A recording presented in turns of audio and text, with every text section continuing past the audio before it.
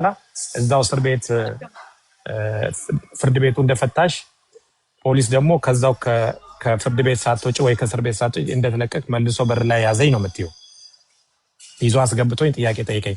ኦኬ ስትናገሪ ወይ ደግሞ ከሶሻል ሚዲያ ላይ ወደዚህ ላይቭ ከመምጣቴ በፊት ሶሻል ሚዲያ ላይ የጻፉትን ነገር እያየው ነበርና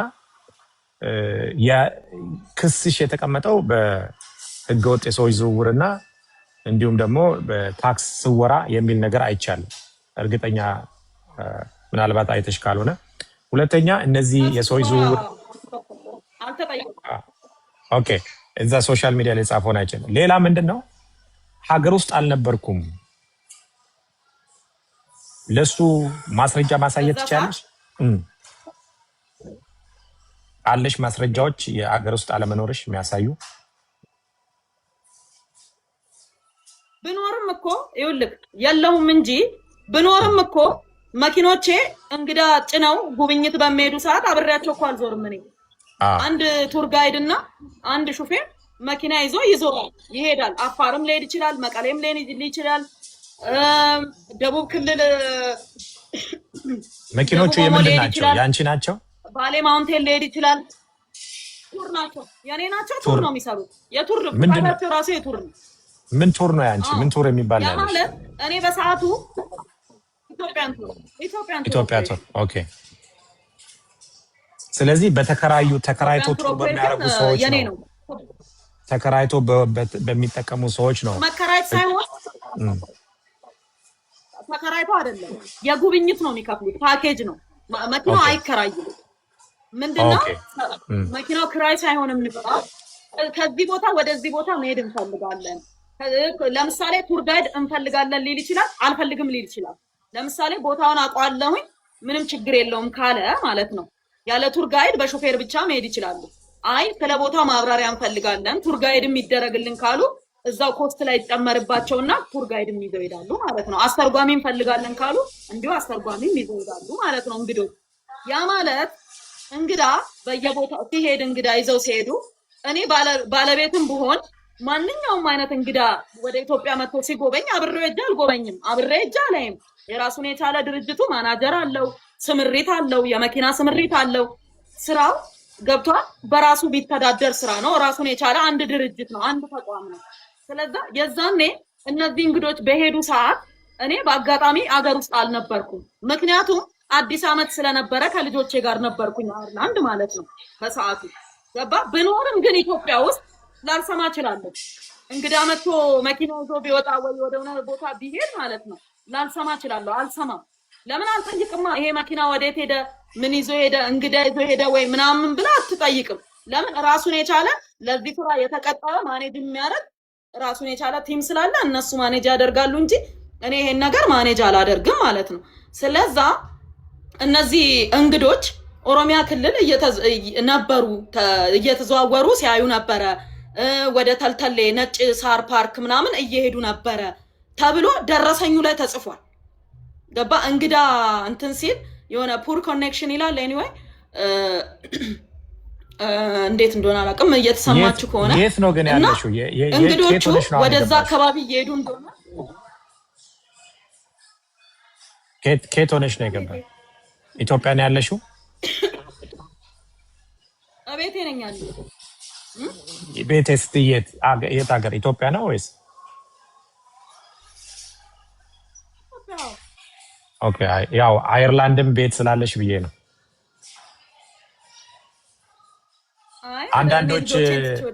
አንዳንዶች ሶሻል ሚዲያ ላይ ወጣለች ከሀገር የለችም የሚባል ነገር ስላየን፣ ስለዚህ ኢትዮጵያ ውስጥ ነው ያለሽው?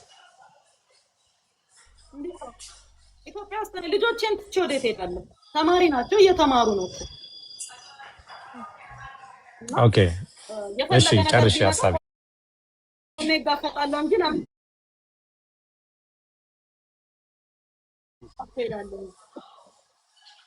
እና ምን ልል ነው ያ ነገር የተፈጸመው ማለት በ2016 ዓመተ ምህረት መስከረም ወር አዲስ ዓመት ላይ ማለት ነው። መኪናሽ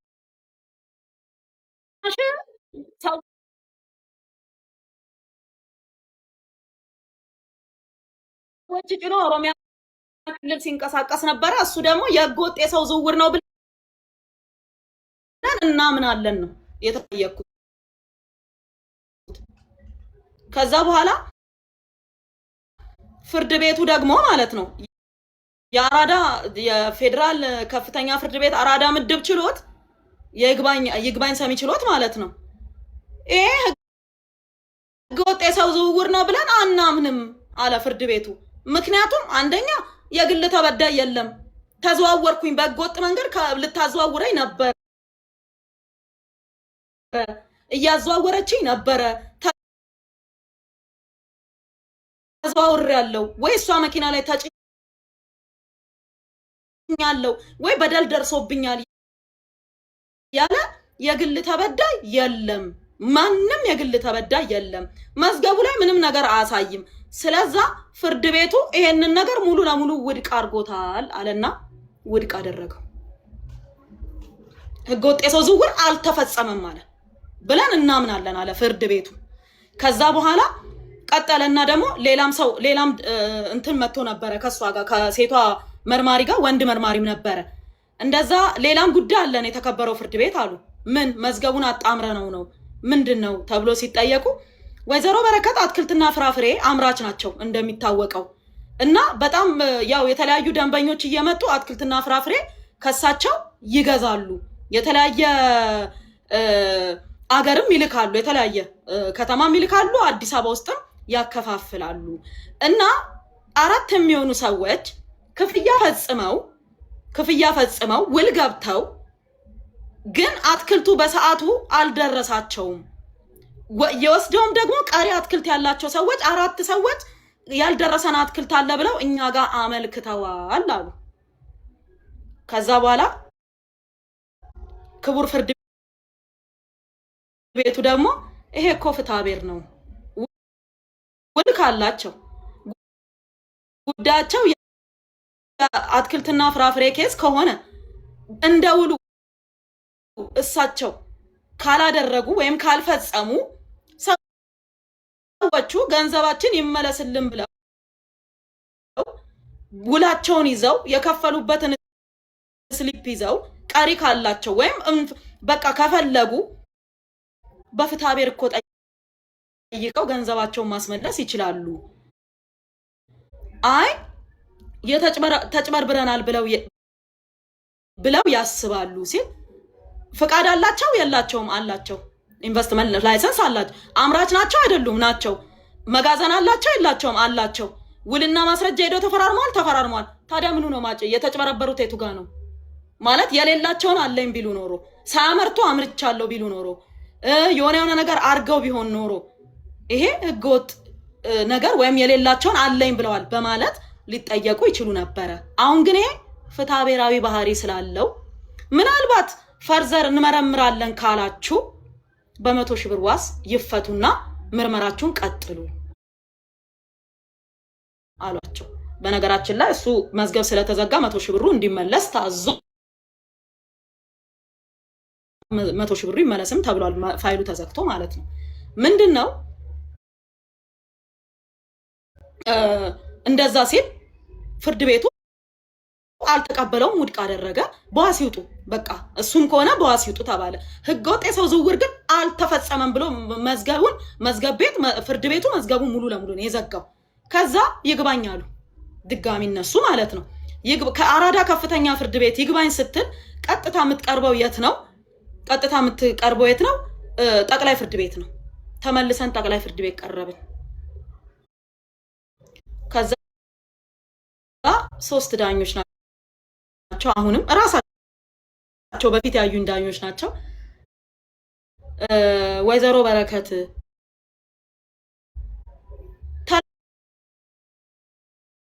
ተለቀው ድጋሚ ተይዘው ነው ወይስ መጀመሪያውኑ አልተለቀቁም ብለው ጠየቁኝ ዳኞቹ። ክቡር ፍርድ ቤት አልተለቀቁም፣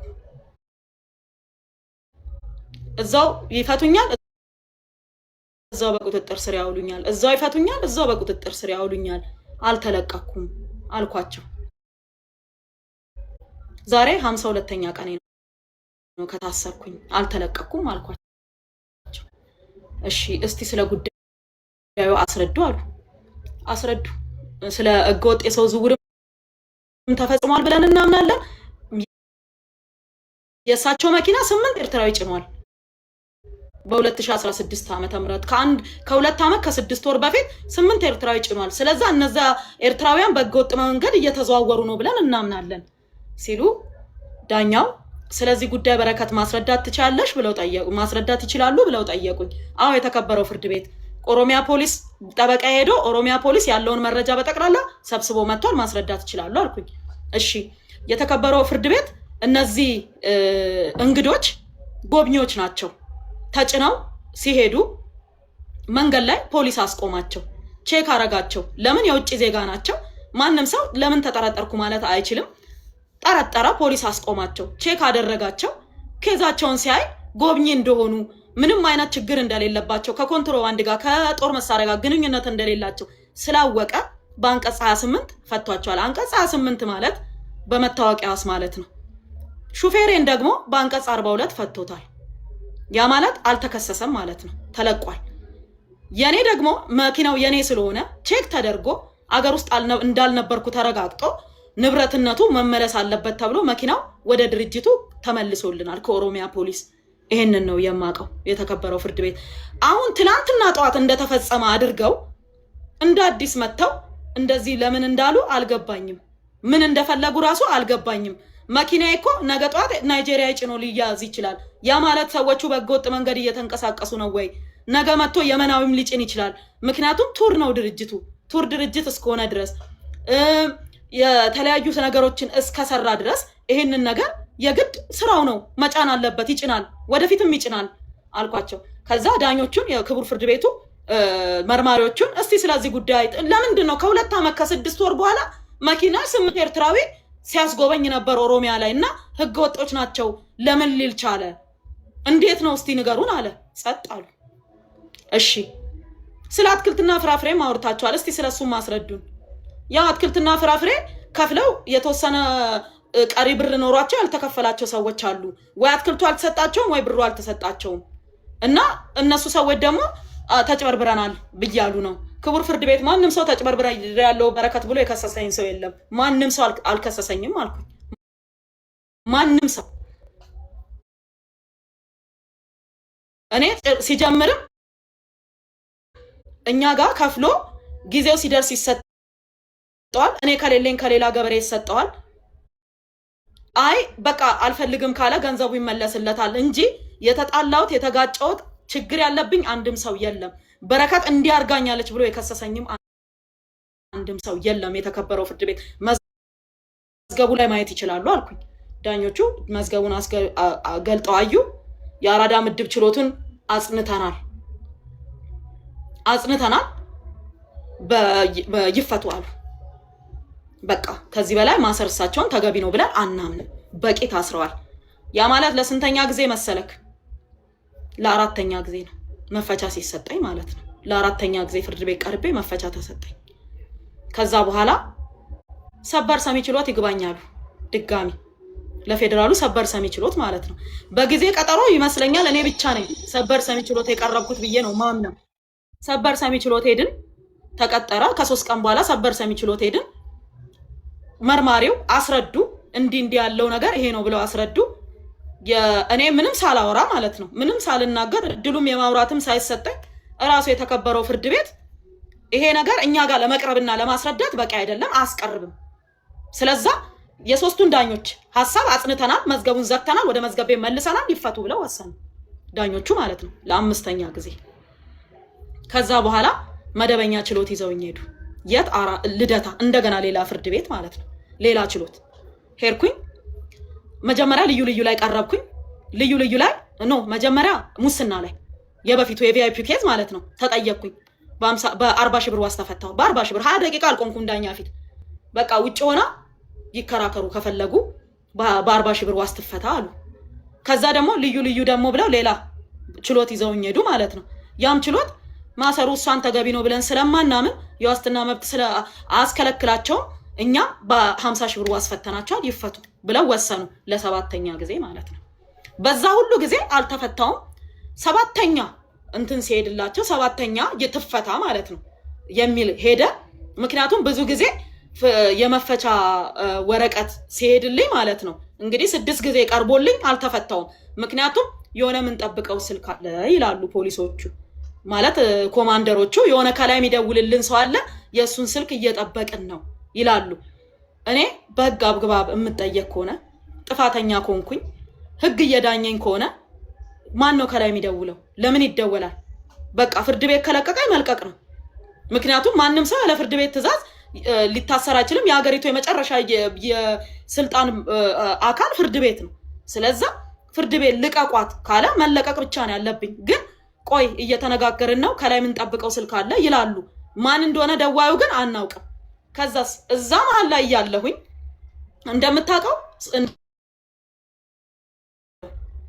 የፈለጉትን ይጽፋሉ፣ የፈለጉትን ይፖስታሉ። ሲም ካርዴ ስልክ ውስጥ አለ። ቴሌግራም ዳውንሎድ አድርገው አወረዱ እዛው እያለ ማለት ነው። ቴሌግራም አወረዱ እዛው። ከዛ ቴሌግራሜ ላይ ውጭ ሀገር ላሉ ጓደኞቼ፣ አውስትራሊያ ላሉ ጓደኞቼ እንደውም ዘፋኝ ይሄ የቦረና ዘፋኝ ታስተው ጸጉሩን የሚያጎፍረው ልጅ እንደው አደም ነው ስሙ ማለት አደም የሚባል ልጅ እሱ ራሱ 15 ሺህ ብር ተበልቷል። የሚገርምት ሜሴጅ እየላኩ እባካችሁን ተፈትቻለሁ እርዱኝ፣ እባካችሁን ተፈትቻለሁ እርዱኝ እያሉ ወደ ተለያየ ሰው ሜሴጅ ይልካሉ፣ ወደ ተለያየ ሰው ማለት ነው። ከዛ በኋላ ሰው ደግሞ በረከት ተፈታለች እንኳን ደስ አላችሁ እያለ ወደ ቤተሰብ ይልካል። ከዛስ እባካችሁን ገንዘብ አስገቡልኝ ተቸግሬያለሁ ገና መፈታቴ ነው የሚል ሜሴጅ ለሁሉም ሰው በቴሌግራም ይደርሳል። ቢኒያም የሚባል የሐዋሳ ልጅ አብሮ አደጌ ነው። $1800 ከአሜሪካን ሀገር ክሬዲት ካርዱን ሰጥቶ ተወስዶበታል። ከአውስትራሊያ ሌላ ጓደኛዬ ወደ $450 ተወስዶበታል። እኔ እኮ እስር ቤት ነኝ ያለሁት። ስልኩ ያለው ፖሊስ እጅ ነው። ከዛ መጨረሻ ላይ ባለቤቴ ቀጥታ ሄደና ገባና ኮሚሽነር ብርሃኑ የሚባሉና አሉ ነበሩ፣ አሁን የሉም። እሳቸው ጋር ገብቶ ስልኳ ቴሌግራም የላትም እኮ እሷ ቴሌግራም አትጠቀምም እና እባካችሁን ወደ ተለያየ ሰው እየተላከ ነው፣ አካውንቱን ቼክ አስደርገናል እና እላዩ ላይ ምን ይላል? ሳጅን ሲሳይ ይላል ባለ አካውንቱ። ሳጅን ሲሳይ የሚባል ሰው ገንዘብ አስገቡልኝ እያለ እየወሰደ ነው። እባካችሁን ይሄን ነገር አጥፉ ወይም ደግሞ የሆነ ነገር አድርጉ ብሎ ሄደው አመለከተ። የባንክ አካውንት ነው ሳጅን ሲሳይ የሚለው የባንክ አካውንት ነው። አዎ እዛ ቴሌግራም ላይ ገንዘቡን የሚቀበለው ሰው ሳጅን ሲሳይ ይላል። ገንዘቡን ያስገቡ ሰዎች አለ። ስክሪንሻት አለሽ? አለ። ማስረጃ አለሽ? አለኝ። ሳጅን ሲሳይ ስክሪንሾት እያደረጉ ወደ ባለቤቴ ወደ ጠበቃ ይልኩ ነበር። ሰው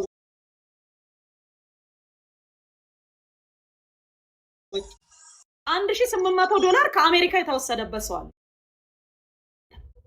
ወደ $400 $450 ከአውስትራሊያ የተወሰደበት ሰው አለ። ስክሪንሾት አድርገው ሰዎች ወደኛ ወደ ቤተሰብ ይልኩ ነበረ። ለምን? የተፈታው መስሏቸው። ገባ? አደም የሚባለው ዘፋኝ ይሄ ዘፈኑን ስለማላቅ ነው የቦረና ዘፈን የሚዘፍነው። እሱም 15 ሺህ ብር አስገብቷል። እኔ መስየው ማለት ነው።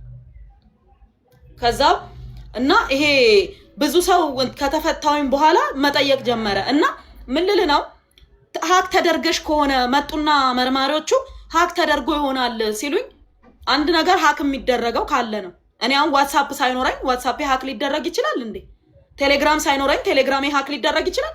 እኔ እኮ ቴሌግራም አልጠቀምም። ምክንያቱም ብዙ ጊዜ ሀክ ስለተደረኩኝ ቴሌግራም በፍጹም አልጠቀምም። እና እራሳቸው በቁጥሬ ዳውንሎድ አድርገው አውርደው ነው እንጂ እንዴት ሀክ ሊደረግ ይችላል የሌለኝን። ስለዚህ እራሳቸው አውርደው ነው ቴሌግራሙን ምርመራ ላይ ያለ ማለት ነው። ግን ማንም የጠየቃቸው የለም፣ ማንም አባከን የሚያላቸው የለም፣ ቀረ ማለት ነው። በዛ መሃል 7ኛ መፈቻ መጣልኝ። 7ኛ መፈቻ ከመጣልኝ በኋላ 3 ቀን አሳደሩኝ። መጨረሻ ላይ ሂጂ ውጪ ብለው ለቀቁኝ ማለት ግን ነው። ግልጽ እንዲሆን በረከት እዚህ ጋር ግልጽ እንዲሆን እዛው የታሰርሽ ሳትወጪ ነው መፈቻዎቹ እዛው የሚመጡት? በአንዱም መፈቻ አልወጣሽም ከእስር ቤት? በ6 መፈቻ አልወጣሁም፣ በ7ኛው ወጣ።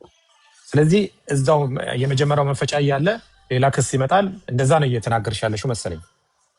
እና ለምሳሌ የመጀመሪያ ጊዜ ልደታ ቀረብኩኝ፣ መፈቻ ተሰጠኝ፣ አልፈቱኝም፣ ይግባኝ አሉ። ጠቅላይ ሄድኩኝ፣ ይግባኙን ውድቅ አደረጉና የልደታን አጸኑ። መፈቻ ተሰጠኝ፣ አልወጣሁም። አራዳ ቀይረው ይዘውኝ ሄዱ። አራዳ ከቀረብኩኝ በኋላ ይግባኝ አልኩኝ። እኔ ይግባኝ ስል መፈቻ ተሰጠኝ፣ አልተፈታውም፣ ይግባኝ አሉ። ከዛ በኋላ ጠቅላይ ፍርድ ቤት ይዘውኝ ሄዱ ድጋሚ። ጠቅላይ ፍርድ ቤትም አጽንቻለሁ ትፈታ አለ፣ አልፈቱኝም። ከዛ ቀጥሎ ደግሞ እንትን ሄድኩኝ ሰበር ሰሚ ችሎት። ሰበር ሰሚ ችሎትም ለማሰር በቂ አይደለም ትፈታ አለ፣ አልፈቱኝም። የዛኔ በየጊዜው ከዛ ይመጣል ማለት ነው። ከዛ እንደገና መደበኛ ችሎት 2 ወሰዱኝ። እነሱም ፈቱኝ። በ40 ሺህ ብርና በ50 ሺህ ብር ዋስ ትውጣና በውጭ ትከራከር፣ በቃ በውጭ ይለቅ ሁሉም ነገር አሉ። 6ኛ መጣ፣ አልፈቱኝም። 7ኛ መጣ፣ የመጨረሻ ማለት ነው። መጨረሻ ላይ 3 ቀን አሳደሩኝ። መጥቶም የ7ኛው መጨረሻ ላይ እንዴ አለ ባለቤቴ፣ እንዴ ማለት አልገባኝም፣ ምንድነው ይሄ ነገር? ለምንድን ነው ፍርድ ቤት ትፈታ ካለ ለምንድን ነው ማትፈቷት? ምንድነው እስቲ አስረዱኝ፣ ያላወቅኩት ነገር ካለ ስል የዛን ቀን በቃ ትውጣ ብለው ተፈረሙና ውጭ አሉኝ ማለት ነው። በ7ኛ መፈቻ 14 ጊዜ ፍርድ ቤት ቀርብ ያለው 7 መፈቻ ተሰጥቶኛል። በ7ኛው መፈቻ ነው የወጣሁት ማለት ነው። 7 ጊዜ ነው መፈቻ የተጻፈልኝ ከፍርድ ቤት። ወራንቴ ማለት ምንድነው ይሄ? መፈቻ ይጻፍ የለ ይላክ የለ ከየፍርድ ቤት 7 ጊዜ ተልኮልኛል ማለት ነው። በ7ኛው ነው የወጣሁት። ያ ማለት ጥር 22 ወጣው ማለት ነው። ጥር 22 ወጣው። ከዛ በኋላ ጤንነቴም ደና ስላልነበረ በጣም አመመኝ። ሆስፒታል እየተመላለስኩ ነበረ። ጦር ኃይሎች ሆስፒታል ነው። ጦር ኃይሎች ሆስፒታል በነገራችን ላይ ፕራይቬት ዊንግ አለ። ቀጥታ እዛ ሄጄ እየተመላለስኩኝ እያለ በአጋጣሚ እግሬ ላይ እብጠት ታየ። ከዛ እግሬን ስካን ሲያደርጉት ምን ተገኘ? ይሄ ቬን ላይ የደም መርጋት ተገኘ። ከዛ ወዲያውኑ ከባድ ነበረ በሽታው። እኔ አላውቅም፣ ደም መርጋት ከባድ መሆኑን አላውቅም። በሰውም በጓደኞቼም በዘመድም አይቼም ስለማላቅ ከባድ ነው ብዬ አላሰብኩም ነበረ። ወዲያውኑ መተኛ ተደብሽ ተባልኩኝ። እዛው ጦር ኃይሎች ሆስፒታል እንድተኛ ተደረግኩኝ። ሲቲ ስካን ቼክ ሲደረግ ኦልሬዲ ሳምባይ ላይ አለ፣ ኢምቦሊዝም ሆኗል ማለት ነው። ሳምባይ ላይ ደርሷል። ከዛ በጣም ከባድ መርፌዎች ናቸው። በቀን 3 የነበረው ጠዋት 80 የሚል ማታ 80 ወስዳለው። እረፍት አድርጊ እንዳትንቀሳቀሽ ተባልኩኝ። ምክንያቱም ደም ማቅጠኛ ነው ሲሰጠኝ የነበረው እና እዛ ሕክምና ላይ ጦር ኃይሎች ሆስፒታል ወደ 18 ቀን ቆየሁኝ። በዛ ሁሉ ወደ ስራም አልተመለስኩም፣ ወደ ሶሻል ሚዲያም አልተመለስኩም። ዝም ብዬ በቃ ኑሮዬን ቀጠልኩኝ። በዛ መሀል እንግዲህ እንደምታውቀው እየኖርኩ ነው። ቤቴ መጥሪያ አልመጣልኝም፣ አልተጠየቅኩም።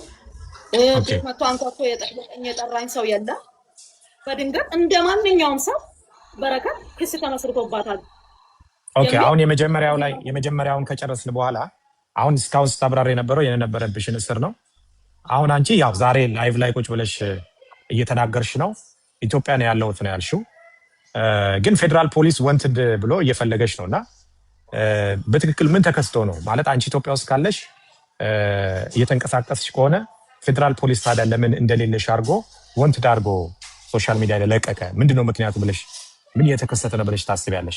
ፈቃደኛ ከሆንሽ ምናልባት የኢትዮጵያ ውጭው ምናምን ሊታይ ስለሚችል ምናልባት ኢትዮጵያ ውስጥ መኖርሽ የሚያረጋግጥ ነገር ማሳየት ትችያለሽ።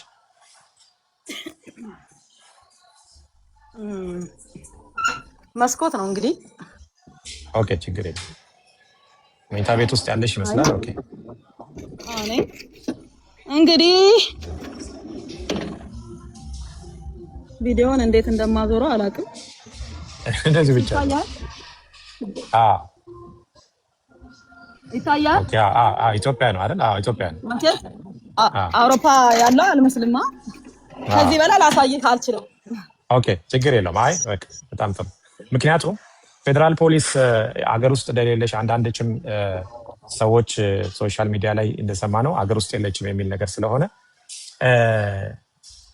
ታዲያ ለምንድን ነው ወንትድ ብሎ የፈለገሽ? ምንድን ነው የተፈጠረው? በእውነት አላውቅም። ማለት አሁን ራሱ ሰው ሲያይ ዛሬ ራሱ ካፌ ሄጄ ነበረ። ሰዎች ሲያዩ እውነት ለመናገር አሁን የምናወራው ስለ ነዳጅ ነው። ወደሱ እመጣለሁ። ወደሱ መጣው ምንድነው ያው አንድ ላይ ታሪኩ አንድ ስለሆነ ማለት ነው።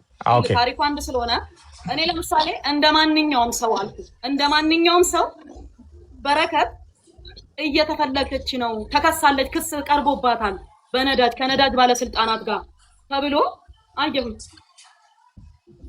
ገባ አየሁኝ። እንዴ አልኩኝ ማለት የጠየቀኝ የለም፣ የጠራኝ የለም፣ መጥሪያ አልተሰጠኝም፣ ቤቴ ላይ አልተለጠፈም። ገብቷል። ስራ ቦታዬ ላይ አልተጠየቅኩም።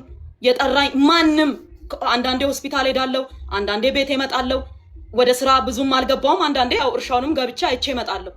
ያ ሆኖ እያለ ምንም ነገር ሳልጠየቅ የት ነሽም ማለት ጭራሽ ቤቴ ማንም ፖሊስ መጥቶ ማቅም መጥሪያም አልተሰጠኝም። ኢቨንቶ ወንትድም ለመባልም ከሆነ ማለት ነው መጀመሪያ እኮ አሁን ይሄ በአዲሱ በተከሰሳችሁ በተባለው ገና ግንቦት 10 ነው ቀጠሮ አይደል? በረከት ቀርታብኛለች ብሎ እኮ አቃቤ ሕግ እኮ አላመለከተም። አቃቤ ሕግ በረከት ቀርታብኛለች ብሎ እኮ ማመልከት አለበት መጀመሪያ። እኔ እንትን እንድል ማለት ነው ማለት እንድያዝ ወይም ወንትድና ትፈለግ ለማለት እኮ በቀጠሮ ቀን እዛ ቦታ ላይ አለመገኘት አለብኝ። ለምን ወጥቼ ነው ያለሁት፣ እየተንቀሳቀስኩ ነው ያለሁት፣ ሕክምና እያደረግኩ ነው ያለሁት። በእርግጥ በጣም ደህና ነኝ፣ እግዚአብሔር ይመስገን፣ በጣም ደህና ነኝ። አሁን ያ ውስጤ የነበረው ይሄ እምቦ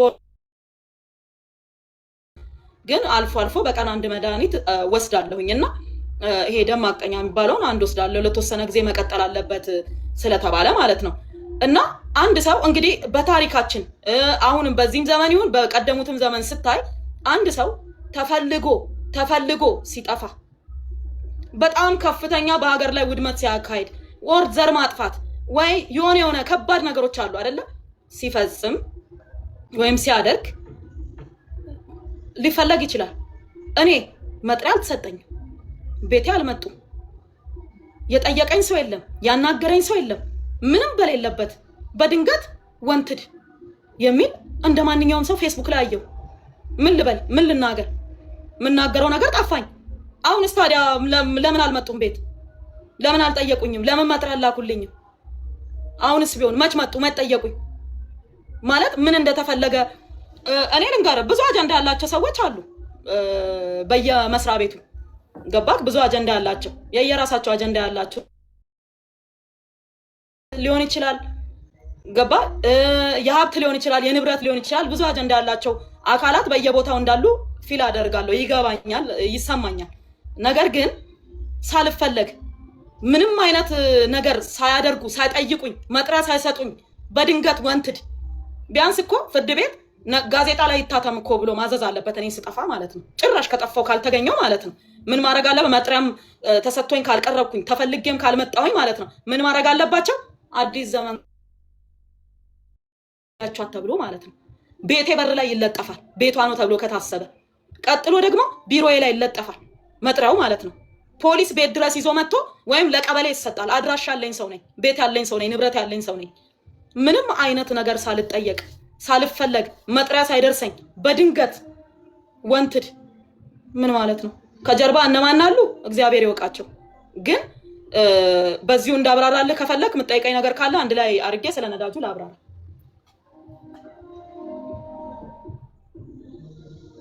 ድምፅህ አይሰማኝም። ሶሪ ሚውት አድርጌ ነበር።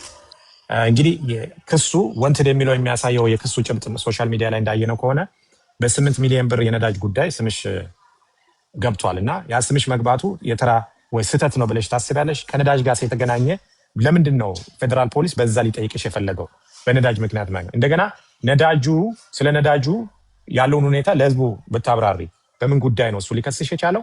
ወንትድስ ብሎ ሊፈልግሽ የቻለው 8 ሚሊዮን ብር በምን ጉዳይ ነው? በምንድን ነው ነዳጁ? እስቲ ለእኛ ግልጽ አድርገሽ ብትናገር። በመጀመሪያ ነዳጅ እንደምታውቀው እርሻ ነው የምሰራው። ባለፋብሪካዎች ሲሆኑ ለማሽን ማንቀሳቀሻ ጄኔሬተሩ ወጥቶ ማደያ መቀዳት ስለማይችል ይፈቀድላቸዋል፣ ኮታ አላቸው። እርሻ ሲሆን ደግሞ ትልልቅ ማሽኖች እንጠቀማለን። ዶዘር እንጠቀማለን፣ ኤክስካቬተር እንጠቀማለን፣ ሎደር እንጠቀማለን፣ ትራክተር አለ፣ ወተር ፓምፕ አለ፣ ጄኔሬተር አለ። ምን ተጠቀመው አብዛኛውን እኔ የምሰራው ሪሞት ኤሪያ ነው ከከተማ የወጣ ነው ምንም አይነት መሰረተ ልማት የሌለባቸው ቦታዎች ናቸው የኔ እርሻዎች ያሉበት ማለት ነው የራቀ ነው አፋርን ብትል አሁን የለውም ወደዛ አልሄድም እንጂ ማለት ነው ማለት ኦሮሚያ ክልል አፋር ምናምን ለጊዜው እየሄድኩኝ አይደለም ከሰላሙም አንፃር አፋር በርግጥ የሰላም ችግር ምንም አይነት ችግር የለም ግን በቃ ብዙ ቦታ ብትንትን እንዳልል ብዬ ብዙ ቦታ እየሄድኩኝ አይደለም ኦሮሚያ ክልልም እንደምታውቀው ትንሽ የጸጥታ ችግር ስላለ እየሄድኩ አይደለም ደቡብ ክልል እሄዳለሁ ኦሮሚያ ክልል ማን ነው ጋምቤላ ክልል እሄዳለሁ ምንድነው እንደማንኛውም ሰው የነዳጅ እጥረት የሚባለው ነገር አልተሰማም ምንም አይነት ችግር ይሄ ብጥብጡ ይሄ ጦርነትም ነገር የተጀመረም ነገር የለም እንደማንኛውም ሰው ነዳጅ ፈልጋለሁ ነዳጅን የሚመለከተው ማን ነው ብዬ ጠየቅኩኝ ንግድና ቀጣናዊ ትስስር ነው የሚመለከተው አሉ እሺ ብዬ ሄጄ ስጠይቅ አይ የነዳጅ ዘርፍ ራሱን የቻለ አለ ወሎ ሰፈር ሄደሽ ጠይቂ ተባልኩኝ እሺ ወሎ ሰፈር ሄጄ ቀጥታ የሚመለከታቸውን ሰው ሄጄ ጠየቅኩኝ ዋና ዳይሬክተር ቢሮ ሄጄ ጠየቅኩኝ እርሻ ከሆነ የኢንቨስትመንት ላይሰንስሽን ቲን ነምበርሽን የት ክልል እንደምትሰሪ ግብርና ሚኒስቴር ደግሞ ድጋፍ ይስጥሽ ድጋፍ ይጻፍልሽ እና እሱን ይዘሽ ነይ ማሳየት ትችላለህ አንተ ጋር ስላለ ሰነዱ ማለት ነው እና ይስጥሽ ተባልኩኝ እሺ አልኩኝ ሄጄ ማመልከቻ ጽፌ ግብርና ሚኒስቴር ድጋፍ ጻፈልኝ ይሄን ያህል እርሻ ታርሳለች ይሄን ያህል ትሰራለች ተብዬ ታረስ ምክንያቱም ለማብራራት ያክል ሰው አንደርስታንድ እንዲያደርግ አንድ ዶዘር በሰዓት 40 ሊትር ነው የሚጠጣው ናፍጣ በቀን 10 ሰዓት ይሰራል ያ ማለት አንድ ዶዘር በቀን 400 ሊትር ይፈልጋል ድፍን 400 ሊትር ናፍጣ ይጠጣል ኤክስካቫተር በሰዓት 40 ሊትር ነው ያ ማለት ስታባዛው 400 ሊትር በቀን ይጠጣል አንድ ኤክስካቫተር ሎደር እስከ 25 ሊትር በሰዓት ይጠጣል በሰዓት ነው ምነግር በቀን 10 ሰዓት ይሰራል ያ ማለት 250 ሊትር በቀን ይፈልጋል ትራክተር በሁለት ቀን አንዴ 300 እስከ 350 ሊትር ይፈልጋል ወተር ፓምፕ እንደዚሁ በየ ወተር ፓምፕ ትልልቆቹ ማለት ነው ፐር ሰከንድ 75 ሊትር ፐር ሰከንድ 100 ሊትር ውሃ የሚያመነጩ ወተር ፓምፖች አሉ እነዛ ወተር ፓምፖች አንዴ ነዳጅ ሲጨመርላቸው 350 400 ሊትር ይጨመርላቸዋል በየ 72 ሰዓቱ በየ 48 ሰዓት በየ 72 ሰዓት እንደሚሰሩት ሰዓት ማለት ነው ነዳጅ ይጠቀማሉ ማለት ነው ያ ማለት አንድ ዶዘር በወር ከ13000 ሊትር በላይ ይፈልጋል አንድ ዶዘር አንድ ኤክስካቫተር ከ13000 ሊትር በላይ ይፈልጋል ያ ማለት 26000 ሊትር ነው አንድ ዶዘር አንድ ማሽን እያንዳንዱን ስትደምረው ማለት ነው በጣም ብዙ ሺህ ሊትር ነው የምንጠቀመው ምክንያቱም ሄቪ ዲዩቲ ነው በጠቅላላ ማለት ነው ስለ ማሽን የሚያቅሰው ስራ ላይ ያለ ሰው ያውቃል ጄኔሬተር እነዚህ ትልልቅ ፋብሪካ የሚያንቀሳቅሱ ጄኔሬተሮች ምን ያህል ናፍጣ እንደሚጠቀሙ የሚታወቅ ነው ከዛስ እያንዳንዱን ማሽን ዘርዝሬ የግብርና ሚኒስቴር የተጻፈልኝን ድጋፍ ይዤ ቀጥታ ወሎ ሰፈር ሄጄ አመለከትኩኝ የት ዋና ዳይሬክተሩ ጋር ሳመለክት አይ ምክትል የነዳጅ ዘርፍ አለ ምክትል ዋና ዳይሬክተር የነዳጅ ዘርፍ አለ ሂጂ አሉኝ እሺ ብዬ ሄድኩ ማንንም ሰው እዛ ውስጥ ማቀው ሰው የለም ሄጄ ማመልከቻ ጽፌ ሰነዴን አንድ ላይ አደራጅቼ ላይሰንሶቼን አንድ ላይ አድርጌ አቀረብኩኝ አዩ ተነጋገሩ ቁጭ ብለው ኦኬ በወር እስከ 150 ሺህ ሊትር ቢፈቀድላት እንደ አጠቃቀሟ ከሆነ ብዙ ስለምትሰራ 150 ሺህ ከነ መኪኖቿ ብዙ መኪና ነው ያለኝ እንደምታውቀው 23 መኪና ነው ያለኝ 23ቱ መኪና ነዳጅ ይጠቀማል ከዶዘሩ ከሎደሩ ከግሬደሩ ውጪ ማለት ነው ከኤክስካቫተሮቹ ውጪ 23 የሚንቀሳቀስ መኪና አለኝ እነሱ ይፈልጋሉ ነዳጅ ስለዛ ይሄ ነገር ይፈቀድላት ተባለና ተፈቀደልኝና ከየት ነው የምትገዢው ሲል ከኖክ ተባለ ሄጄ ለኖክ ደብዳቤውን ሰጠው ኖኮች ከኔ ጋር ውል ተፈራረሙ ማለት ነው ከዛ በኋላ ያ ማለት መቼ ነው በ2017 ዓመተ ምህረት ነው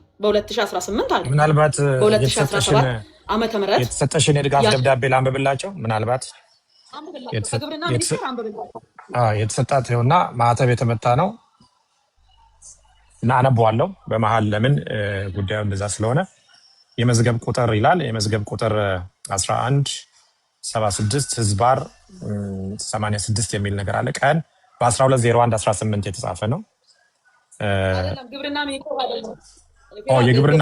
አይደለም የግብርና ሚኒስቴር ለኢትዮጵያ ነዳጅ ኢነርጂ ባለስልጣን አዲስ አበባ የሚለው ማለት ነው እሱ ይሄ ነው አይደለ ኦኬ ማህተብ የተመታ ነው ምን ይላል ቁጥር 13 ህዝባር ኤንልና 8 ዲ 44 ህዝባር 252 ቀን በ4/11/2017 የተጻፈ ነው ይላል ለኢትዮጵያ ነዳጅ እና ኢነርጂ ባለስልጣን አዲስ አበባ ጉዳዩ የድጋፍ ደብዳቤ ስለመስጠት። በረከት ወርቁ አደራ ፋርምና አግሮ ኢንዱስትሪ ኢንቨስትመንት ኦሮሚያ በአፋርና ደቡብ ኢትዮጵያ ክልሎች 2840 ሄክታር መሬት ላይ አትክልት ፍራፍሬና ሰብል በማምረት ስራ ላይ በመሰማራት ለሀገር ውስጥና ለውጭ ገበያ ምርት ለሚያቀርቡ ላኪዎች እያቀረበና ለበርካታ ዜጎች የስራ ዕድል እየፈጠሩ ሀገራዊ ግዴታቸውንም እየተወጡ ያሉ ባለሀብት ሲሆን በማምረት ሂደት የነዳጅ እጥረት እየገጠማቸው መሆኑን በቁጥር 064/16 በቀን 03/11/2017 ዓ.ም በተጻፈ ደብዳቤ ጠቅሰው ለማህበሩ እያካሄዱ ያለውን የልማት ተሳትፎ መስሪያ ቤታችንን የድጋፍ ደብዳቤ እንዲጻፍላቸው ጠይቀዋል። በመሆኑም ባለሀብቷ ለዘመናዊ የግብርና ቴክኖሎጂ በመጠቀም ሰፊ በማምረት ለሀገር ውስጥና ለውጭ ገበያ ለሚልኩ ላኪዎች የአትክልትና የፍራፍሬ ምርት ከማሳ በጥራት በአይነት በመጠን በከፍተኛ ደረጃ ለገበያ በማቅረብ የዋጋ ማረጋጋት ባሻገር ለአካባቢው አርሶ አደር በኢንቨስትመንት ለተሰማሩ ባለሀብቶች ሞዴል በመሆን ያላቸውን የእውቀትና ልምድ በማካፈል እጅግ ከፍተኛ አስተዋጽኦ እያበረከቱ ይገኛሉ። ስለሆነም ባለሀብቷ የሚያጋጥማቸውን የነዳጅ እጥረት ቢፈታላቸው ለዘርፉ መሻሻል ከፍተኛ አስተዋጽኦ እንደሚያበረክቱ የታመነበት በመሆኑ በእናንተ በኩል አስፈላጊውን የድጋፍና ትብብር እንዳይለያቸው እየጠየቅን ይህንን የድጋፍ ደብዳቤ የጻፍንላቸው መሆኑን እንገልጻለን ይልና ከሰላምታ ጋር ሶፊያ ካሳ ዶክተር የኢንቨስትመንት ዘርፍ ሚኒስትር ዴታ ነው የሚለው ማተብ አለው። ማተቡ የኢትዮጵያ ፌዴራላዊ ዲሞክራሲያዊ ሪፐብሊክ ግብርና ሚኒስቴር ይላል። ከፊርማ ጋር ተቀምጧል ማለት ነው። ኦኬ ይሄ ድጋፍ ደብዳቤ ተጽፎልኝ ይዤ ቀርቤ ተፈቀደልኝ። ሄጅና ከኖክ ጋር ውል ፈጽሚ ተባልኩኝ። እሺ አልኩና ሄጄ ኖክ ውል ገባው። ውሉም አለ አንተ ጋር ውል ተፈራረምን። ከኖክ ጋር ገንዘብ ቅድሚያ ነው የምከፍለው። አንዳንድ ሰው በዱቤ ይወስዳል፣ አንዳንድ ሰው በጋራንቲ ከባንክ ጋራንቲ አምጥቶ ይወስዳል። እኔ ግን በካሽ ነው ምገዛቸው። ዘይትም ገዛለው፣ ዘይት ገዛለው፣ ግሪስ ገዛለው እና ናፍጣም ወስዳለው ከነሱ ማለት ነው። ከዛ ምን ተፈጠረ? በ2018 ከገባ በኋላ ማለት የወሰርኩት ነዳጅ እንግዲህ 400 ምናምን ሺህ ሊትር ናፍጣ ወስዳለች ነው የሚለው። እኔ አልወሰርኩም እሱን ነዳጅ። ገባ? እንዴት ነው አልወሰርኩም የምለው? መጀመሪያ ጫንኩኝ አስቀምጬ ነው ስጠቀም የነበረው። ከዛ በኋላ መጡና ነዳጅና ኤነርጂ ባለስልጣን ለምንድን ነው በሮቶ የምታስቀምጪው? ብክነት አለው። ስለዛ የራስሽን ማጠራቀሚያ መገንባት አለብሽ፣ ግዴታ ነው ገንቢ አሉኝ። ባለሙያዎች መጡና ሲሉኝ እሺ እገነባለሁ። እስክገነባ ግን እንድከራይ ይፈቀድልኝ። ተከራይቻለሁ ማደያ። ግልጽ እንዲሆንልህ ኢትዮጵያ ውስጥ በአጠቃላይ ፍቃድ ያላቸው 1980 ማደያዎች አሉ ኢትዮጵያ ውስጥ። ከ1980 ማደያዎች ውስጥ 300 ክራይ ናቸው። 300ቹን ተከራይተው ነው የሚሰሩባቸው ሰዎች። መከራየት መብት ነው። 300 የክራይ ማደያዎች አሉ ማለት ነው። ቀጥታ ተጠቃሚዎች እንደኔ ኢንቨስተር የሆኑ 820 ኢንቨስተሮች አሉ ማለት ነው። እንደገና ደግሞ ካምፓኒዎች እንደነ ኖክ እንደነ ቶታል አይነቶች ደግሞ ከ200 በላይ አሉ ማለት ነው። ኢትዮጵያ ውስጥ በጣም ብዙ አሉ የሚያቀርቡ። ከዛ በኋላ ያንን እንደነገርኩ ውል ተፈራርም ያለው አስቀምጬ ለተለያየ እርሻ ነው የምጠቀመው፣ ማሽን ነው የምጠቀመው። በዛም መሃል 2018 ገባ። ከዛ ይሄ ነገር እጥረትም እየተከሰተ ስለሆነ ኮታ ይቀነስ ተባለ። ከዛ ምን ተፈቀደልኝ? በወር 100,000 ሊትር በ2018 በዘንድሮ ምርት ዘመን ማለት ነው በወር ይፈቀድላት የተባለው 100,000 ሊትር ይፈቀድላት ተባለ። እሺ አልኩኝ። 100,000 ሊትር ተፈቀደልኝ። ሲፈቀድልኝ ደብዳቤውን የጻፈው የፈረመው ይሰጣት ትከራይ ማደያ ብሎ የፈቀደልኝ ዶክተር ደስታው ነው። ዋና ዳይሬክተር ነው። አልታሰሩም አሉ ቢሮ አሁንም ማለት ነው። ያልታሰሩ ሰዎች ከታሰሩት መካከል አይደሉም። ዋና ዳይሬክተሩ ናቸው የፈቀዱልኝ ማለት ነው። ከዛ በኋላ 2018 ላይ ማለት ነው የፈረሙልኝ። ነዳጇ ህገወጥ አይደለም በህጋዊ መንገድ ነው የወሰደችው ብለው ደብዳቤም የጻፉልኝ እሳቸው ናቸው። ዶክተር ደስታው ናቸው። አሁንም ቢሮአቸው አሉ። ቀጥሎ እሳቸው ለስልጠና ጉዳይ ወደ አዳማ ሲሄዱ ያንን ነዳጅ እንዲሰጣት እንዲፈቀድላት የሚለውን ደብዳቤ አንደኛው ደብዳቤ ወጪ አልሆነም ነበር ለነዳጅ ባለስልጣን ይሄ ምንድነው ለነዳጅ አቅራቢ ይሄዳል ሜክሲኮ የሚሄደውንና ለኖክ የሚጻፈው አልተጻፈም ምን ይሻለኛል ብዬ ደውዬ አናገርኳቸው ስልካቸውን ከቢሮ ወስጄ ምን ይሻለኛል ያ ደብዳቤ እኮ አልተፈረመልኝም ስል ችግር የለውም ተወካይ አስቀምጫለሁ እሱ ይፈርምልሻል አሉኝ ያ ተወካይ ባህሩ ይባላል ሰውየው አሁንም እሱም አልታሰረም ቢሮ ውስጥ ነው ያለው ከዛ በኋላ እሱም ከታሰሩት መካከል ከከሰቱት መካከል አይደለም የኔን ነዳጅ 2018 ላይ የፈረሙ ሰዎች የፈቀዱልኝ ሰዎች ማለት ነው የታሰረ ሰው የለም አልታሰሩ ቢሮ ውስጥ ናቸው ያሉት በዚህ ሰዓትም ማለት ነው ቢሮ ላይ ስራ ላይ ናቸው ያሉት እነዚህ ሰዎች ከዛ ፈረሙልኝ ያ ማለት ጥቅምት ውስጥ ነው ደብዳቤውን ከፈለክ ማውጣት ትችላለህ የቅድም ልታነበው ያልከው ደብዳቤ ነው አንብብ ማዲያ ተከራይቻለሁ ይፈቀድልኝ የራሴን ገንብቼ እስከጨርስ ብዬ ጠየቅኩት ያ ማለት ዛሀበሻ እሱን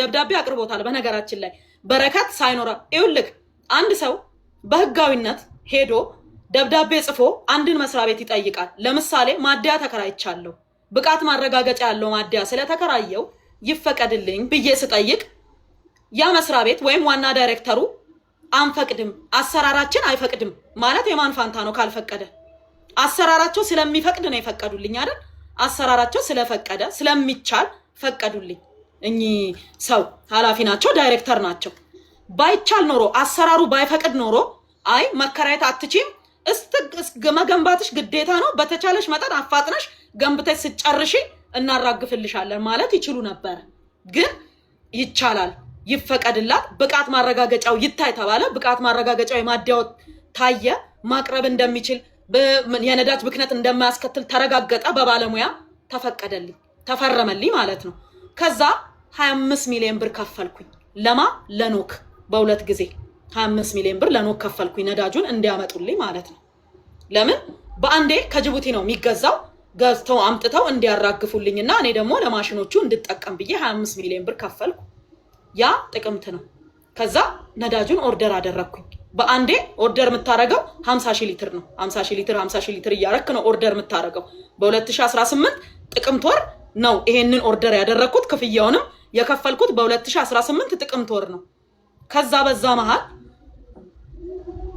እየጠበቅኩኝ ነዳጁ አልመጣም የራሱን የቻለ ፕሮሰስ አለው ፕሮሰስ እየተደረገ ነዳጁ ከጅቡቲ ተጭኖ ሳይመጣ እኔ ህዳር 14 ታሰርኩኝ ታስሬ ያለ ነዳጁ ከጅቡቲ ወጣ እኔ እንግዲህ እስር ቤት ነኝ ያለሁት በ2018 እንደነገርኩ የብጥብጡ የኢራን ጦርነት አልተጀመረም ምንም አይነት የነዳጅ የጭቅጭቅ የሚባል ነገር ጭራሽ አልተጀመረም እኔ ነዳጁ ከጅቡቲ ተጭኖ ሲወጣ እስር ቤት ነኝ ያለሁት አላየሁትም ቦቲው ቀጥታ አድራሻ ስላለ ቤተሰቦቼም ስላሉ ቀጥታ ሄዶ ዲማ እንዲያራግፍ ነገሩት ሹፌሩ ቀጥ ብሎ ወደ ዲማ ሄደ ሊያራግፍ ለኔ እየመጡ ሲጠይቁኝ ምሳ ቁርስ ይዘው ሲመጡ ይነግሩኛል መኪናው እየመጣ ነው እዚህ ጋር ደርሷል እንዲ ነው ይሉኛል እሺ አልኩኝና ሰማውኝ መኪናው ሄዶ ማጣራቀሚያ ውስጥ አራገፈ ነዳጁን ማለት ነው ስንት ናፍጣ ነው ያራገፈው መሰለ ዲስፓቹ አለ ዲስፓቹን አሁንም ለሰው ማሳየት ትችላለህ የነዳጅ ዲስፓች አለው 90 ከተፈቀደልኝ 100 ሊትር 50 ሊትር ድፍን የሚጭን ቦቴ የለም 47000 45000 እስከ 48000 አሁን አዲስ የመጡት ቦቴዎች እስከ 49000 ድረስ የሚጭኑ ቦቴዎች አሉ እና ይሄ ቦቴ ደረሰ ሁለት ናቸው ተከታትለው ወጡና ሄደው አራገፉ ዲስፓቹ እንደሚያሳየው 93851 ሊትር ናፍጣ ተራገፈ ለኔ ለእርሻዬ ማለት ነው ከዛ ቤተሰቦቼ ምን አሉ ይሄ ናፍጣ መነካት የለበትም ስራው ይቁም 8 ማሽን አለ ግቢ ውስጥ ማለት ነው እየሰራ ያለ 8 ማሽን ቆሟል ዶዘር አለ ሎደር አለ ኤክስካቫተር አለ ሚገርም ዶዘሩና ኤክስካቫተሩ ክራይ ነው ሎደሩና ትራክተሩ ነው የኔ በክራይ ነው የገቡት ማሽኖቹ ኤክስካቫተር በሰዓት 4000 ብር ይከፈለዋል ዶዘር በሰዓት 4000 ብር ይከፈለዋል ሎደሩና ትራክተሮቹ የቀሩት ማሽኖች የራሴ ናቸው እና ነዳጁ መጥቶ ተራገፈ ከዛ ንግድ ቢሮ ደህንነት ቢሮ ፖሊስ አንድ ላይ ሆነው ይሄ ነዳጅ ክምችት ነው አሉ ሄደው እዛ ላሉ ጥበቃዎች ማለት ነው ክምችት አይደለም የእርሻ ነው ምክንያቱም በረከት እስር ላይ ስላለች ነዳጁን መጠቀም ስለማትችል ቤተሰቦቿ እንዳይነካ ማንም ሰው እንዳይቀዳ ለማሽኖቹም እንዳይሰጥ በዛ መሃል ስርቆት ሊፈጠር ይችላል ብሎ ስላሉ ቤተሰቦቿ እንዳይነካ ተብሏል ነዳጁ አሏቸው። እንደዛ የሚባል ነገር የለም አሉና ሰበሩት ዲፖን። አንድ ላይ ፍርድ ቤት የዲማ ወረዳ ከፍተኛ ፍርድ ቤት አቅርበው ነዳጁን እንድንወርስ ብለው ጠይቀው ነዳጁን ወረሱት። ዲስፓቹ ህገወጥ ነው አሉ። አስብ፣ የነዳጅና ኤነርጂ ባለስልጣን ዋና ዳይሬክተር ጽፎልኛል፣ ግብርና ሚኒስቴር ጽፎልኛል። ገንዘቡን ለኖክ ራሴ ነኝ 25 ሚሊዮኑን ራሴ ነኝ ያስገባሁት፣ ከኔ አካውንት ነው ለኖክ የገባው ገንዘቡ። እያንዳንዱ ነገር ህጋዊና ህጋዊ ነው። ዲስፓቹ ከጅቡቲ ተቆርጦ የመጣ ዲስፓች ነው። ህገወጥ ይሁን ህጋዊ ይሁን መጠየቅ ያለበት ኖክ ነው። ማረጋገጥ የሚችለው ኖክ ነው ይሄንን ጉዳይ ማለት ነው። ከዛ ተጭኖ መጥቷል። ከዛ ተነጋገሩ። እሱንም ሰነድ አንደኛ ፌስቡክ ላይ ሄደው ማየት ይችላሉ። በኔ ፔጅ ሙሉን ለቅቄዋለሁኝ ሙሉ እንትን ሰነዱን ማለት ነው። ተነጋገሩ፣ ቃለ ጉባኤ ያዙ፣ አወሩ፣ ሰበሩት። ነዳጁን ቀርተው ወሰዱ፣ ሸጡት። እኔ በዛ ሰዓት እስር ቤት ነኝ ያለሁት። የተሸጠው ታሳስ ላይ ነው። ታሳስ እኔ እስር ቤት ነኝ ያለሁት። ነዳጁን የተፈቀደልኝን ያን 100,000 ሊትር ናፍጣ አልወሰርኩት በጭራሽ። እኔ ጋር አልመጣም። በህጋዊ መንገድ የወሰርኩትን መንግስት ፈቅዶልኝ ለእርሻዬ ብሎ የፈቀደልኝን ነዳጅ አልወሰርኩም። እራሳቸው ናቸው እስር ቤት እያለውኝ ሰብረው ገብተው የሸጡት ማለት ነው። ለዛ ደግሞ ማስረጃውን እራሳቸው ቁጭ አድርገዋል። ወርሰን ሸጠናል ብለው ፍርድ ቤት አቅርበው አስወስነው መሸጣቸውን ሰነድ አለኝ፣ ፌስቡክ ላይ ለቅቄዋለሁ ያንን ሰነድ ማለት ነው። ከዛ በኋላ ሸጠው እኔ እነሱ ታሳስ ሸጠውት ማለት ነው። ኦልሞስት የተሸጠው ነዳጁ ወደ 30 ምናምን ሚሊዮን ብር ሸጠው ተካፈሉ ብሩ። ለመንግስትም ገቢ አልተደረገም በነገራችን ላይ የናፍጣው ብር ማለት ነው። ከዛ ለመንግስትም ገቢም አልተደረገም፣ ለማንም አልሰጠም። ወደ 6 ሚሊዮን ብር መንግስት አካውንት ውስጥ አስገብተናል ይላሉ። ይግባ ራሱ ያውቃል የመንግስት አካል። ለገቢዎች አስገብተናል ይላሉ። አስገቡ እኔ ማውቀው ነገር የለም። ግን ነዳጁ ወደ 38 ሚሊዮን አካባቢ ነው የተሸጠው ያ ነዳጅ። ገንዘቡን እርስ በርሳቸው ተካፍለው ነው የወሰዱት። እኔ በዛ ሰዓት እስር ቤት ነኝ ያለሁት። ያየሁት ነገርም የለም። ተፈትቼ ስወጣ ነዳጁ ኦልሬዲ ተሽጧል። የለም ነዳጁ። ቀጥታ ለፌዴራል ፖሊስ አመለከትኩኝ። ህጋዊ የሆነ ነዳጅ እንድሰራ መንግስት የፈቀደልኝ ራሴ በገንዘብ የገዛሁት ነዳጅ ተሽጦብኛል ያለ አግባብ፣ ልክ አይደለም ብዬ አመለከትኩኝ። ከዛ በኋላ እያየነው ነው እናይልሻለን፣ ሰነዱን አምጪ አሉኝ። ሰነዱን እንዳለ ሰብስቤ አቀረብኩኝ ለፌዴራል ፖሊስ። እሺ ብለው ተቀበሉ። ነገሩን መርምረን እያየነው ያለውን ነገር እንገልጽልሻለን አሉኝ። እሺ አሉኝ። ስልኬንም አልመለሱልኝም። 2 ስልክ አይፎን 15 ፕሮ ማክስ እና 16 ፕሮ ማክስ ስልክ ሰጥቻቸው ነበረ። ያንን ስልክ አልመለሱልኝም። ራሳቸው ጋር ነው የቀረው። ኢቨን ፎረንሲክ ማለት ነው ምርመራዬን ጨርሻለሁ አጠናቅቄያለሁ ሲል ብዙ ጊዜ ስልክ ለምን እንደማይመለስ አላውቅም። አንዳንዴ ይመለሳል፣ አንዳንዴ አይመለስም። የኔ ግን አልተመለሰም በአጋጣሚ ማለት ነው። መርማሪዎች እጅ ነው ያለው። ከዛ እንግዲህ እንዳየሁት ከሆነ ማለት ነው አንደኛ እኔ እንድሰራ አልተፈለገም። ክሱ ላይ አይተህ ከሆነ በረከት ነዳጁን የሸጠችው ለወርቅ አቅራቢ ወይም ለወርቅ አምራች ድርጅት ነው ነዳጁን የሸጠችው ይላል ክሱ ማለት ነው። በመጀመሪያ ደረጃ ራሴ ወርቅ አምራች ነኝ። እዛው እርሻ ከምሰራበት ቀበሌ ውስጥ ማለት ነው።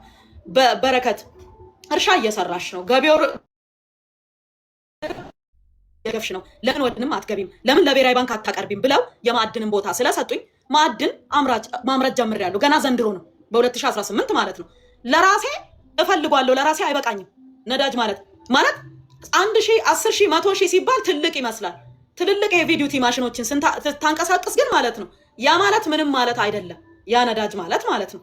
እና ያ ነዳጅ ሳይሰጠኝ እርሻ ስራ አቁሙ ብላቴ ማለት ነው በነዳጅ እጥረት ምክንያት ቲማቲም ከጥቅም ውጪ፣ ፓፓዬ ከጥቅም ውጪ፣ ምን የመሳሰለ አትክልት ከጥቅም ውጪ ሆኖብን ማለት ነው ብዙ ነገር ተበላሽቶብኝ እንግዲህ እኔ ለምን እንዳልሰራ እንደተፈለገ አላውቅም።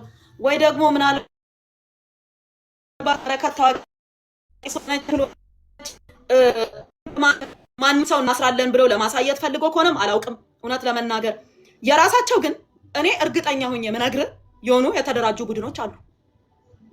በጣም የተደራጁ ፌዴራል ፖሊስ ውስጥ አሉ፣ የጸጥታ አካላት እሱ ጋር ከመግባታችን በፊት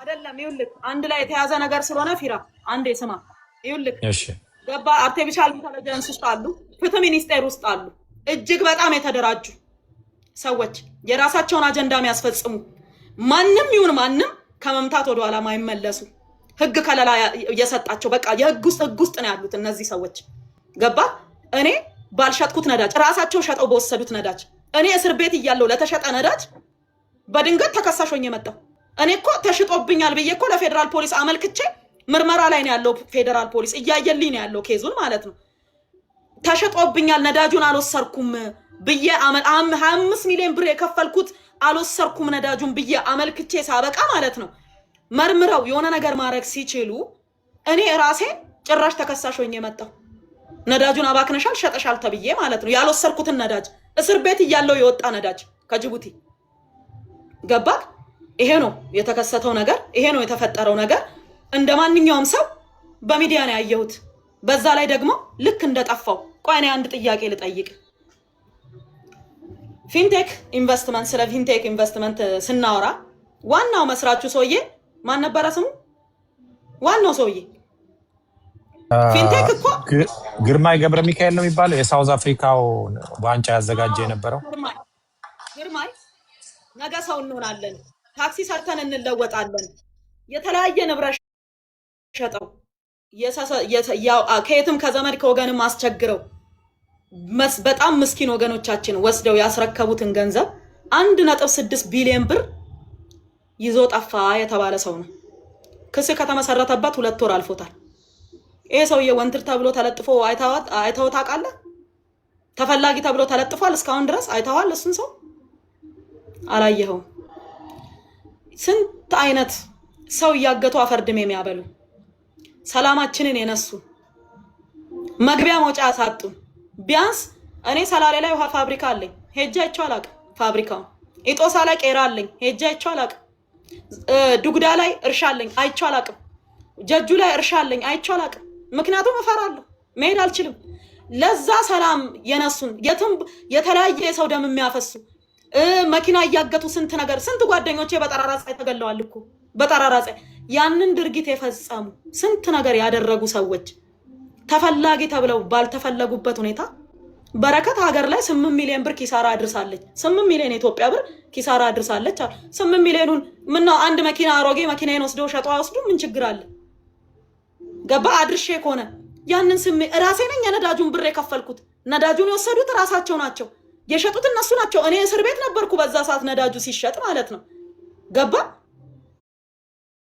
ያ በሆነበት ሁኔታ ማለት ነው እንዴት ነው እኔ 8 ሚሊዮኑን ኪሳራ ያደረስኩት መንግስት ላይ ያልወሰርኩትን ነዳጅ አልወሰርኩም እኮ ነዳጁን ለዛም በህጋዊ መንገድ ይሰጣት ይፈቀድላት ተብሎ የተፈቀደልኝን ነዳጅ ገባክ የተፈቀደልኝን ነዳጅ ሳልጠቀም ሳልወስድ 8 ሚሊዮን ኪሳራ እንዴት ነው ያመጣሁት እስቲ እንዴት ነው ያደረኩት እኔ ነኝ እኮ የከሰርኩት ብሬም ተወስዶ ነዳጄም ተወስዶ ሳልወስድ ምኑንም ነገር ሳልወስድ ባዶ እጄን የገባሁት ገባ እኔ በረከት ነኝ እንዴት አድርጌ ነው 8 ሚሊዮን ኪሳራ ሀገሪቷ ላይ ያደረኩባት ገባ እኔ ይሄንን የሰሯቸውን ስራ የምታውቃቸው ናቸው ዘርዝሬን እናገር ብል ማለት ነው ገባ እኔ አንድ ነገር እንድትገነዘብልኝ ወይም እዚህ ጋር የሚሰማኝ ሰው እንዲገነዘብልኝ የምፈልገው አንድ ነገር አለ ትምህርት ቤት ከአንድም 3 ገንብቻለሁ ምገባ ማዕከል ከአንድም 2 ገንብቻለሁ አንዱ በመጠናቀቅ ላይ ነው ክሊኒክ ገንብቻለሁ ለመከላከያ ረድቻለሁ ለፌደራል ፖሊስ ረድቻለሁ ጎፋ ላይ ችግር ሲደርስ ነበርኩ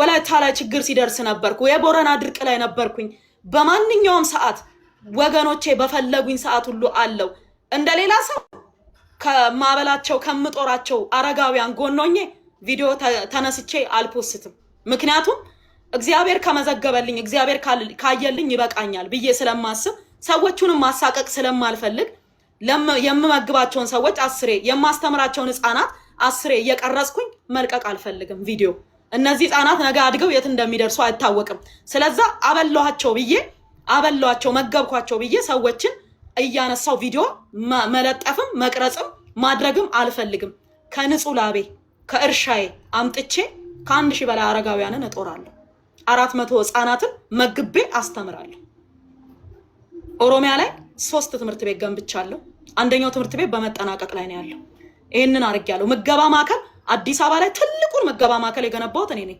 የአዲስ አበባ ከተማ በልማት የወርቅ ተሸላሚ ነኝ። ኦሮሚያ ክልል ከፍተኛ ስንዴ አምራች ተሸላሚ ነኝ። አርሲ ሊጣ ላይ ተሸላሚ ነኝ። አርሲ ላይ ተሸላሚ ነኝ። ደቡብ ክልል ተሸላሚ ነኝ። እውነት ለመናገር ከዛም አልፎ ተርፎ የአፍሪካ ስራ ፈጣሪ ሴቶች